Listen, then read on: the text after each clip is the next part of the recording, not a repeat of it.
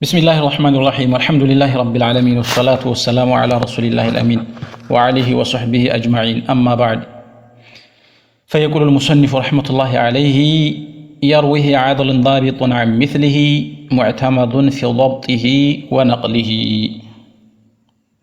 يرويه عدل ضابط عن مثله معتمد في ضبطه ونقله ملكام كصحيح ሐድ ወይም ደግሞ ሶሂህ የሚባለው የሐዲስ አይነት የሐዲስ ምድብ ሐዱን ማንነቱን እየተመለከትን ነው ያለነው። በባለፈው ደርስ 3 የሶሂህ ሐዲስ ሸርጦችን ተመልክተናል። የመጀመሪያው ሙተሲል መሆን አለበት። እኔ ሐዲሱን ከመናገረው ግለሰብ እስከ መልእክተኛው ድረስ ሐዲሱ መርፉዕ ከሆነ ወይም እስከ ሰሃቢዩ ድረስ ሐዲሱ መውቁፍ ከሆነ ወይም ደግሞ እስከ ታቢዒዩ ድረስ መናገር እስከፈለኩበት ቦታ ድረስ አንከዛ አንድም ሰው ሳይወድቅ መነገር አለበት ብለናል። ይህ የሐዲስ አይነት ሙተሲል ይባላል። ወለም ይሸዘ እና ሻዝ ያልሆነ ሁለተኛው ሸርጥ። ሶስተኛው ደግሞ ዒለት የሌለበት ዒለተን ቃዲሃ የሌለበት። ሶስት እነዚህ ናቸው። አራተኛው ሸርጥ የርዊህ ዓድሉን ታማኝ የሆነ ሰው ሐዲሱን ማስተላለፍ አለበት። ታማኝ የሆነ ሰው ሐዲሱን ማስተላለፍ አለበት። ضابጡን እንዲሁም ሰውየው ስለሚናገረው ሐዲስ ስለሚያስተምረው ሐዲስ ضابጥ መሆን አለበት። የመሐፈዝ የመሸምደድ አቅም ችሎታ ያለው መሆን አለበት። ضبጥ ሲባል ሁለት አይነት ነው። ضبط الحفظ እና وضبط الكتابة። አንዳንዶቹ በጽሁፍ ደረጃ ضبጥ ይኖራቸዋል። በትክክል ይጽፋሉ፣ የጻፉትን ያስተላልፋሉ። ሌሎኞቹ ደግሞ ዷቢጦች በትክክል ይሰማሉ፣ የሰሙትን በአግባቡ ያስተላልፋሉ። ስለዚህ ሰውየው ወይ በኪታባ ወይ በሂፍዝ ዷቢጥ መሆን አለበት። ዷቢጥ ካልሆነስ ቢማዕና የሚረሳ ሰው ማለት ነው። ማሐፈዝ የማይችል የሆነ ነገር አሁን ሰምቶ አሁን የሚረሳ ሰው ሊኖር ይችላል። በሂፍዝ በضبጥ ሁሎችም ሰዎች ይለያያሉ። በተቃራኒው በኒስያን በመርሳትም ደረጃ እያንዳንዳችን እንለያያለን። ስለዚህ ስለ መልእክተኛው አለይሂ ሰላቱ ወሰላም ሐዲስ የመልእክተኛው ንግግር ነው ወይም ተግባር ነው ብሎ አንድ መልእክት የሚያስተላልፍ ሰው ምን መሆን አለበት? ዷቢጥ መሆን አለበት። የተነገረውን በአግባቡ ሰምቶ በሰማው ልክ ሳይጨምርና ሳይቀንስ ለሚያስተምረው አካል ማስተላለፍ የሚችል መሆን አለበት። ማስተማር ስለፈለገ ብቻ ሙያው ስለሚመስጠው ብቻ ብድግ ብሎ ቃለ ረሱላህ ሰለላሁ ዐለይሂ ወሰለም ቢለን ሐዲሱን ልናምነው አንችልም፣ በሌላ መንገድ እስካላረጋገጥን ድረስ ማለት ነው። አሚስሊሂ ይህ ዓዲል ዷቢጥ የሆነ ሰው ሐዲሱን የተማረው ከሱ አምሳያዎች መሆን አለበት። ከሱ አምሳያዎች ፊ ضبط والعدالة ማለት ነው። እሱ ዓዲል ነው ብለናል አይደለም? እሱ ዷቢጥ ነው ብለናል አይደለም? ሼኹም በይህን ሸርጥ ማሟላት አለበት ማለት ነው። ሰውየው ዓዲል ሆኖ ሰውየው ዷቢጥ ሆኖ ይሄንን ሸርጥ ካላሟሉ ሰዎች ይዞ ቢነግረን እሱ ዷቢጥም ዓዲልም ቢሆንም ሼኹን እንጠራጠራለን። ወይስ አውቆ ዓዲል ስላልሆነ የሆነ ነገር ሊጨምር ወይ ሊቀንስ ይችላል። ወይም መዋሸት ባይፈልግም ደግሞ በሂፍዙ ተሳስቶ ሊጨምርብንም ሊቀንስብንም ይችላል። ይህተሚል። ስለዚህ አንድ ሐዲስ ሶሂህ ነው ብለን ለመፍረድ ዓዲል መሆን አለበት፣ ዷቢጥ መሆን አለበት እሱ እና ሸይኹም የሸይኹም ሸኽ ኢላ ረሱሊላሂ ሰለላሁ ዐለይሂ ወሰለም ማለት ነው። ግልጽ ነው አይደለም? ሙዕተመዱን ፊ ضبطه ወነቅሊሂ ሙዕተመዱን ፊ ضبطه ወነቅሊሂ እንዲሁም ሰውየው ሙዕተመድ የምናምነውና በንግግሩ የምንደገፈው ሰው መሆን አለበት በضبጡና በነቅሉ። ሙዕተመዱን ፊ ضبطه ወነቅሊሂ ተውኪዱን ሊማ ቀብለሁ የርዊህ ዓድሉን ዷቢጡን አን ሚስሊ የሚለውን ሐሳብ ማጠናከር ማዕከድ እንጂ አዲስ ምንም የሚያስረዳን ቁም ነገር የለውም። ኢዘን በዚህ ቤት ለሶሂህ ሐዲስ ከተቆጠሩ ሸርጦች ሁለቶቹን አየን ማለት ነው። የመጀመሪያው በዚህ ቤት ዓዲል መሆን አለበት፣ ሁለተኛው ዷቢጥ መሆን አለበት። ዓድሉም ضبጡም ደግሞ ከታች እስከ ላይ ሁሎችንም ሰነዱ ላይ የተዘከሩ ግለሰቦች ማካተት አለበት። አለቀ። ይሄው ነው። ሙዕተመዱን ፊ ضبطه ወነቅሊሂ ማለት አሁን ያለውን ሐሳብ ማጠናከር ነው። ሌላ ምንም አዲስ ሚስጥር የለውም። ሰውየው ሙዕተመድ የሚደገፉት የሚያምኑት መሆን አለበት በዶብጡና በነቅሉ ፊ ዶብጢህ ማለት በሂፍዙ ማለት ነው። ዷቢጡን ሲል እንደተመለከት ነው። ወነቅሊህ ማለት ደግሞ ሲሰማ ማለት ነው እኮ ሐዲሱን ሲሰማ በማሐፈዝ አቅሙ ወይም ደግሞ በጥንቃቄ በመጻፍ ልምዱ የሚታመን መሆን አለበት። ነቅል ብሎ ማለት ከሸይኹ ሐዲሱን የምንሰማበት መንገድና ሁኔታ ነው። አንድ ተማሪ ከሸይኹ ሲሰማ በትኩረት መስማት አለበት። የሰማውንም ደግሞ መሸምደድና ማፈዝ አለበት ማለት ነው። ዶብጥ ሰውየው ከሰማው ሸህ የሰማውን በሰማው ልክና መጠን ሳይጨምር ሳይቀንስ ማፈዝ አለበት። ማፈዙ ብቻ ቁም ነገር የለውም፣ ወይም ደግሞ ከሼኹ መውሰዱ ብቻ ቁም ነገር የለውም። ሁለተኛ ሲያስተምርም በተማረበት ልክና መጠን ማስተላለፍ መቻል አለበት። ከ10 ዓመት በፊት የተማርነውን ያፈዝነውን ሐዲስ እንደገና ዛሬ ስናስተምረው የምንጨምር የምንቀንስ ከሆነ ድሮ የማፈዝ አቅም ቢኖረን ዛሬ ግን የማስተላለፍ አቅም አጥተናል ማለት ነው። ስለዚህ የኛ ሐዲስ በዚህ ልክ የሂፍዝ የዶብጥ ደረጃችን መውረዱ ከታወቀ ሐዲሳችን ሶሂህ አይሆንም፣ የሶሂህነትን ደረጃ አይዝም ማለት ነው። ተርኪቡ ይሄንን ይመስላል። ቤቱ ዘርዘር አድርጎ ለመመልከት ያህል የርዊህ ዓድሉን ዓዲል የሆነ ሰው ማውራት አለበት፣ ሐዲሱን ማስተላለፍ አለበት። ዓዲል ማለት ምን ማለት ነው? ዓድል ብሎ ማለት 5 ሸርጦችን ያሟላ ማለት ነው። ወሊል ዓድሊ ሹሩጡን 5 አንድ ሰው ዓዲል ነው ልንለው ዘንዳ 5 ቅድመ ሁኔታዎችን ማሟላት አለበት። የመጀመሪያው ሙስሊም መሆን አለበት። ሙስሊም ያልሆነ ሰው ነብዩ እንዲህ ብለዋል ብሎ ቢነግራችሁ ሐዲሱን አትወስደው ማለት ነው። ምክንያቱም ይህ ሰውዬ ዓዲል አይደለም፣ ታማኝ አይደለም። የዓዲል ተቃራኒው ፋሲቅ ነው ሰውየው ማለት ነው። የፋሲቅን ንግግር ደግሞ አላህ Subhanahu Wa Ta'ala አትቀበሉ ብሎናል።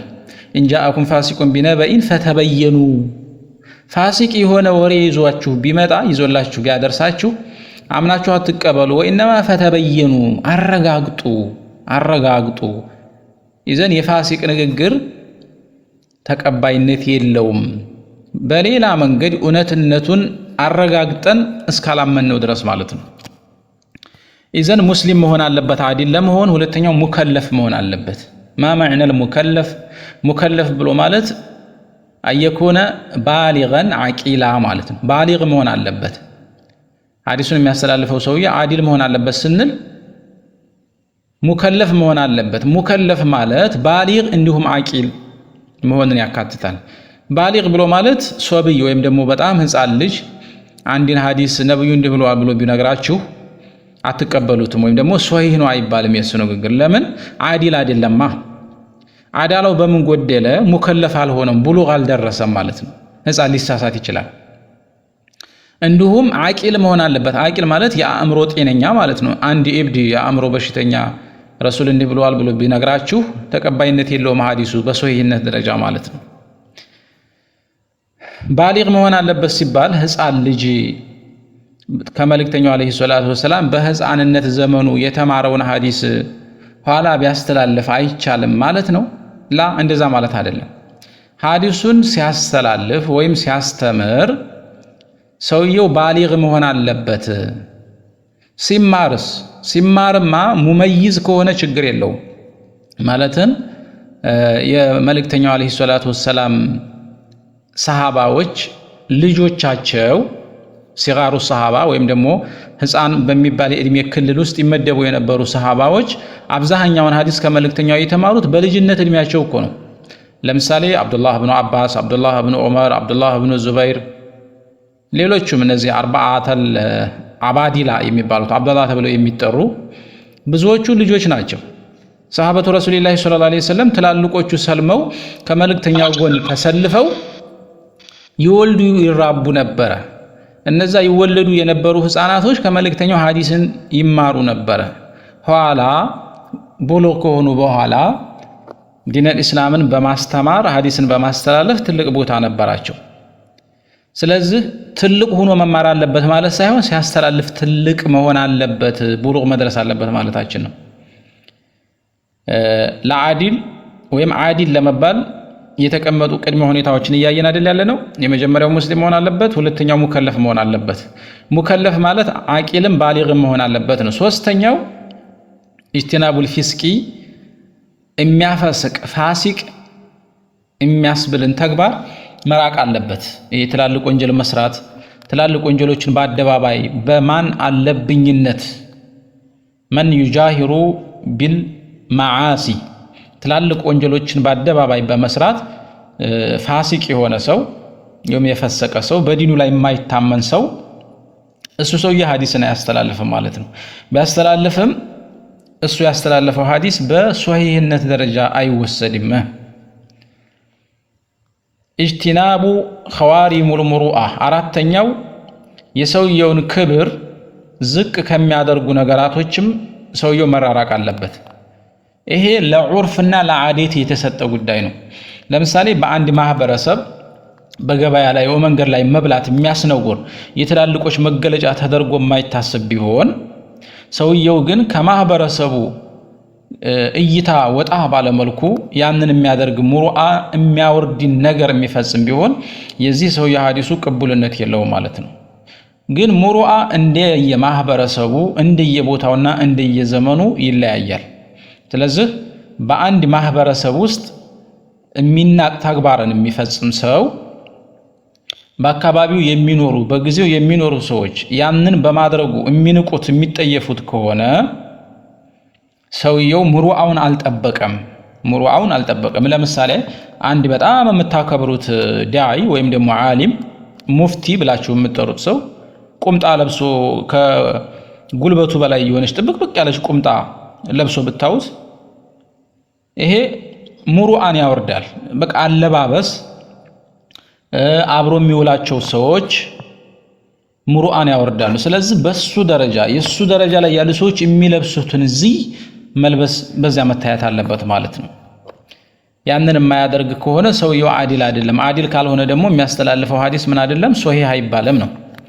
የመጨረሻው አምስተኛው ሸርጥ አላ የኩነ ሙገፈል ላይ ሆነ። ሙገፈል ማለት ከሆነ ጊዜ በፊት የተናገረውን ሐዲሱን ይሄ አንተ ሐዲስ ነው ብለው ሲነግሩት እኔ ይሄን ተናግሬ ነበር እንዴ ወይም ደግሞ ያልተናገረውን ይሄን እኮ አንተ ተናግረህ ነበር ሲሉት ተናግሬ ነበር እሺ ብሎ የማይቀበል ማለት ነው። ቢማዕና ያስተላልፈውን የሚያስተላልፈውን በሂፍዝ ደረጃ በጽሁፍ ደረጃ ደግሞ የጻፈውን እንዲሁም ያልጻፈውን በደንብ የሚያውቅ የለየ መሆን አለበት። ይህንን ሲያሟላ ሰውየው ምንድነው እንላለን? ዓዲል ነው እንላለን ማለት ነው። ዓዲል ሲሆን ደግሞ ሐዲሱ ሶሂህ ይሆናል ነው። ضبጥ የሚባለው ضبጥ ስንማር የሰማነውን በአግባቡ በመሸምደድ ወይም የተማርነውን በአግባቡ ጽፈን በመያዝ የጻፍነውን አውሰንም ይሁን በሆነ መንገድ ሰው እጅ ገብቶ እነዛ ሰዎች እንዳይጨምሩበት እንዳይቀንሱበትም ጥበቃ አድርገንለት የያዝነውን ዶክሜንት ሀብት ነውና ያንን የጻፍነውን ጽሁፋችንን መሰረት አድርገን የምናስተላልፍ ከሆነ ወይም በሆነ ጊዜና ከሸኻችን የተማርነውን ሳንጨምር ሳንቀንስ በማሐፈዝ አቅማችንና ችሎታችን በሆነ ጊዜ ለሌላ ሰዎች የምናስተላልፍ ከሆነ እኛ ዷቢጦች ነን ማለት ነው። በضبጥ ደረጃ ግን ሰዎች ይለያያሉ፣ በመርሳት አቅማቸውም ሰዎች ይለያያሉ። እነዚህ ሁለት ሸርጦች ራዊ ለሐዲስ ላይ እና ከሱ በላይ ባሉ በሰነድ ውስጥ በሚጠቀሱ ግለሰቦች በሁሎቹም ላይ መገኘት መቻል አለበት ማለት ነው። ስለዚህ ከአቅሳመል ሐዲስ ከሐዲስ አይነቶች ሶሂህ የሚባለውን እና የሶሂህ ሐዲስን ማንነት በአግባቡ ተመለከትን ማለት ነው። ከሐዲስ አይነቶች የመጀመሪያው ሶሂህ ነው። ሶሂህ ብሎ ማለት 5 ቅድመ ሁኔታዎችን ያሟላ ነው። የመጀመሪያው ሙተሲል መሆን አለበት ሰነዱ። ሁለተኛው ሐዲሱን ያስተላለፉ ሰዎች ወይም ደግሞ ሐዲሱ ራሱ ሻዝ ያልሆነ ሹዙዝ የሌለበት። ሶስተኛው ዒለት የሌለበት። ይሄን ቃል በቃል ብቻ ያዙ። 3 አራተኛው ሰውየው ዓዲል መሆን አለበት። 5ኛው ዷቢጥ መሆን አለበት። ዷቢጥ ምንድነው? ከቻላችሁ የዘረዘርኳቸውን ሐሳቦች ያዙ። ዓዲል ምንድነው? ለዓዲል ምን ቅድመ ሁኔታ አለው?